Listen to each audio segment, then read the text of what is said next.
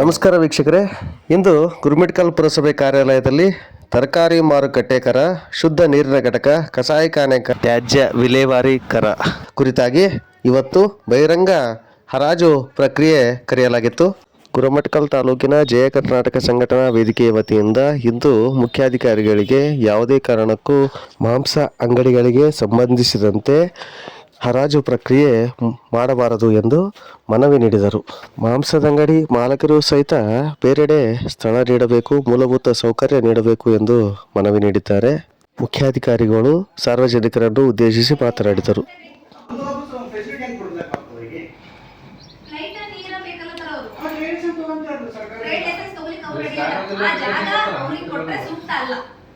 ಆ ಜಾಗ ಏನ್ ಕೊಟ್ಟದ್ರು ಬಸ್ ಸ್ಟ್ಯಾಂಡ್ ಕಡೆ ಆ ಜಾಗ ಅವರಿಗೆ ಅದೇ ಅದು ಸುಮಾರು ಅದಕ್ಕೆ ನಾವು ಸಾಮಾನ್ಯ ಸಭೆಯಲ್ಲಿ ಚರ್ಚೆ ಮಾಡ್ತೀವಿ ಅಂತ ಹೇಳ್ತಾ ಇರೋದು. ನಿಮ್ಮ ಬೇಡಿಕೆನೇ ಚರ್ಚೆ ಮಾಡ್ತೀವಿ, ಮುಂದಿನ ಜಯ ಕರ್ನಾಟಕ ಸಂಘಟನೆ ವೇದಿಕೆಯ ತಾಲೂಕು ಅಧ್ಯಕ್ಷರಾಗಿರ್ತಕ್ಕಂಥ ನಾಗೇಶ್ ಗದ್ದಿಗೆ ಅವರು ಪುರಸಭೆ ಮುಖ್ಯಾಧಿಕಾರಿಗಳಿಗೆ ಮನವಿ ನೀಡಿ ಗುರುಮಿಟ್ಕಲ್ ಸಾರ್ವಜನಿಕರು ಹಾಗೂ ಹಲವು ಸಂಘಟನೆಗಳ ವತಿಯಿಂದ ಸಾಕಷ್ಟು ಬಾರಿ ಮನವಿ ನೀಡಿದರೂ ಸಹಿತ ಮಾಂಸದ ಅಂಗಡಿಗಳ ಗುರುಮಿಟ್ಕಲ್ ಪ್ರವೇಶ ದ್ವಾರದಲ್ಲಿರ್ತಕ್ಕಂಥ ಮಾಂಸದ ಅಂಗಡಿಗಳಿಂದ ಅಲ್ಲಿ ಬರ್ತಕ್ಕಂಥ ಜನಗಳು ಅಡ್ಡದಿಡ್ಡಿಯಾಗಿ ವಾಹನಗಳು ನಿಲುಗಡೆ ಮಾಡೋದ್ರಿಂದ ಅಲ್ಲಿ ರಸ್ತೆ ಸಂಚಾರಕ್ಕೆ ತೊಂದರೆ ಆಗುತ್ತಿದೆ. ಹಾಗೆ ಅಲ್ಲಿ ದೇವಸ್ಥಾನಗಳಿರುವುದರಿಂದ ಅಲ್ಲಿ ಕೋಮುಗಲಭೆ ಉಂಟಾಗುವ ಸಾಧ್ಯತೆಗಳು ಹೆಚ್ಚಾಗಿ ಇರೋದರಿಂದ ಮಾಂಸದಂಗಡಿಗಳ ಟೆಂಡರ್ ಕೈಬಿಡಬೇಕು ಎಂದು ತಾಲೂಕಿನ ತಹಸೀಲ್ದಾರ್ ಅವರಿಗೆ ಮನವಿ ನೀಡಿದರು.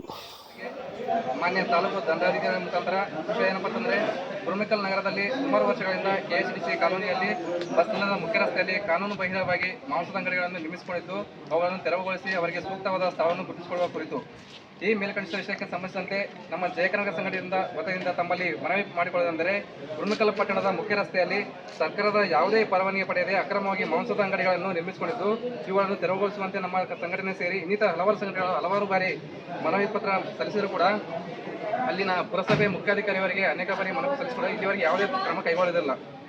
ಇದರಿಂದ ಪುರಸಭೆ ಮುಖ್ಯ ದಿವ್ಯ ನಿರ್ಲಕ್ಷ್ಯತನ ತೋರುತ್ತಿದ್ದು, ಅಲ್ಲದೆ ಈ ಅನಧಿಕೃತ ಮಾಂಸದ ಅಂಗಡಿಗಳನ್ನು ನಿರ್ಮಿಸಿಕೊಂಡಿದ್ದರಿಂದ ಬಸ್ ನಿಲ್ದಾಣದ ಮುಖ್ಯ ರಸ್ತೆ ಸ್ಥಳವಾಗಿದ್ದರಿಂದ ಪ್ರತಿನಿತ್ಯ ಅಂಗಡಿಗಳ ಮುಂಭಾಗ ಗ್ರಾಹಕರು ಮಾಂಸವನ್ನು ಖರೀದಿಸಲು ವಾಹನಗಳನ್ನು ರಸ್ತೆಯ ಮಧ್ಯದಲ್ಲಿ ಯದ್ವಾತದ್ದ ನಿಲ್ಲಿಸುತ್ತಿರುವುದರಿಂದ ಸುಗಮ ಸಂಚಾರಕ್ಕೆ ತೊಂದರೆಯಾಗಿ ಟ್ರಾಫಿಕ್ ಸಂಚಾರಕ್ಕೆ ತುಂಬಾ ತೊಂದರೆಯಾಗುತ್ತಿದೆ. ಅಲ್ಲದೆ ಸರ್ಕಾರದ ಮಾನದಂಡಗಳನ್ನು ಅನುಸರಿಸದೆ ಮಾಂಸದ ಅಂಗಡಿಗಳು ನಿರ್ಮಿಸಿಕೊಂಡಿದ್ದರು. ಅವರುಗಳು ಪುರಸಭೆಯಿಂದ ಯಾವುದೇ ಪರವಾನಗಿಯನ್ನು ಪಡೆಯದೇ ಇದ್ದರೂ ಜಾಣ ಕುರುತನನ್ನು ಮೆರೆದಿದ್ದಾರೆ.